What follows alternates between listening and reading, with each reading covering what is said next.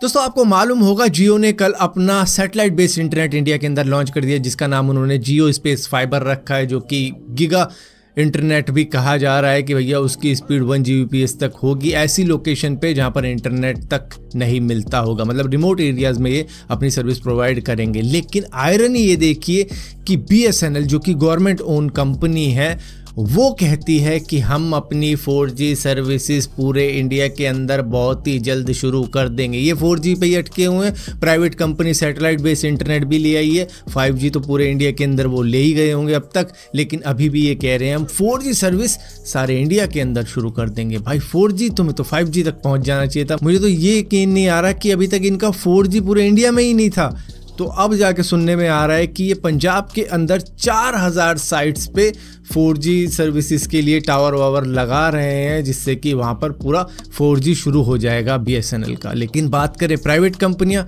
तो बस मुकाबले के लिए VI रह जाती है, जो कि BSNL के साथ में मुकाबला कर सकती है, क्योंकि उनका 4G तो आ गया है लेकिन 5G नहीं आया। तो अभी भी BSNL इस रेस में है कि 5G देखते हैं VI से पहले ला पाएंगे या नहीं ला पाएंगे। दोस्तों चाइना के अंदर Xiaomi ने अपना Xiaomi 14 Pro हेडसेट लॉन्च कर दिया है, जो कि हाइपर OS के साथ में आया, जिसकी ये बात कर रहे थे। इन्होंने अपना 10 साल पुराना MIUI OS को खत्म कर दिया है, उसको रिप्लेस कर दिया हाइपर OS से, और ये कहते हैं कि इससे Xiaomi का पुराना टाइम इंडिया के अंदर वापस आ सकता है। देखो आ तो सकता है लेकिन वो प्राइस को लेकर आ सकता है, क्योंकि ये तो बिल्कुल उसी प्राइस में बेच रहे हैं जिस प्राइस में सैमसंग अपने मिड रेंज वाले फ़ोन बेचता है। तो ये भी उसी प्राइस में आ चुका है, जो कि 5000 युआन का चाइना के अंदर आया है, जो 14 Pro है, जो कि हो जाता है करीबन 56,000 रुपये का इंडिया के अंदर। अब ये प्राइस रीज़नेबल है या नहीं है वो तो पसंद करने वाले के ऊपर है, लेकिन हमारे लिए तो ये है कि भाई चाइनीज़ है, इससे बढ़िया सैमसंग ही ले लेते हैं इतने में, तो वो वाला दिमाग में ख्याल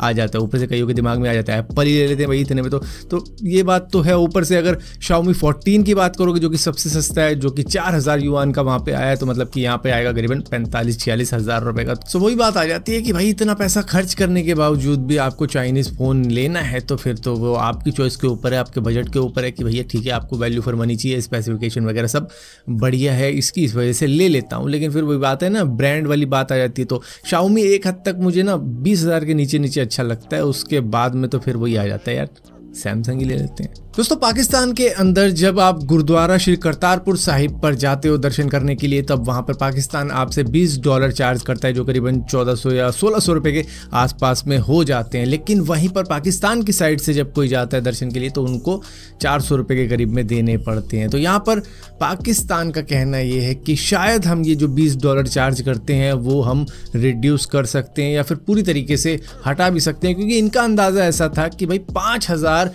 डेली श्रद्धालु यहाँ पर आया करेंगे, लेकिन सिर्फ 200 ही आ पा रहे हैं। मे बी इन चार्जेस की वजह से ऐसा हो रहा होगा, जिसकी वजह से ये सोच रहे हैं कि इसको रिड्यूस करें या पूरी तरीके से हटा दें, क्योंकि और भी तरीके हैं कमाने के। वहाँ पर एक बार लोग आएंगे तो कुछ ना कुछ खरीदारी करेंगे, खा पी के जाएंगे, तो इनकी एक्सपेक्टेशन के हिसाब से श्रद्धालु नहीं आ पा रहे हैं, शायद इस चार्जेस की वजह से। अच्छा यहीं पर दोस्तों पाकिस्तान वर्सेस साउथ अफ्रीका के मैच में एक बहुत बड़ी कंट्रोवर्सी चल रही है DRS को लेके, जहां पर यह बताया जा रहा है कि रॉफ की बॉल पर रसी आउट था, LBW आउट हो चुका था, लेकिन अंपायर ने उसे नॉट आउट दिया, DRS ने उसे अंपायर्स कॉल दे के बचा लिया, जबकि बॉल विकेट पर लग रही थी। और यहाँ पर सभी लोग कह रहे हैं जब बॉल विकेट पर लग रही थी तो वो आउट था, इसमें अंपायर्स कॉल कहाँ से बीच में आ जाती है, अंपायर की क्यों माने, जब बॉल साफ विकेट पे लग रही है तो भाई आउट ही दो ना, क्या फिर अंपायर्स कॉल, अंपायर को हटाओ फिर आउट। तो ये पाकिस्तानी कह रहे हैं और कई दूसरे लोग भी कह रहे हैं, लेकिन इसको नासिर हुसैन ने जिस तरीके से समझाया आप जानकर पूरी तरीके से सेटिस्फाई हो जाओगे, जिसका लिंक मैंने डिस्क्रिप्शन में भी दे रखा है, हालांकि मैं भी थोड़ा समझा देता हूं। उन्होंने बताया कि DRS पूरी तरीके से शॉर्टी नहीं होती, वो 100% करेक्ट नहीं हो सकता, वो गलती करता है, वो कुछ मार्जिन ऑफ एरर रखता है अपने हिस्से में। बॉल पैड पर लगी है, उसके बाद में बस टेक्नोलॉजी का यूज किया जा रहा है बॉल की डायरेक्शन को देखने के लिए। अब इस मार्जिन ऑफ एरर का जो बेनिफिट ऑफ डाउट है वो अंपायर्स को मिलता है, जो अंपायर ने पहले डिसीजन दे दिया उसी को हाँ मान लिया जाता है, वही सही है वो मान लिया जाता है। क्योंकि मान लो बॉल विकेट को हल्का सा टच करती हुई निकल रही थी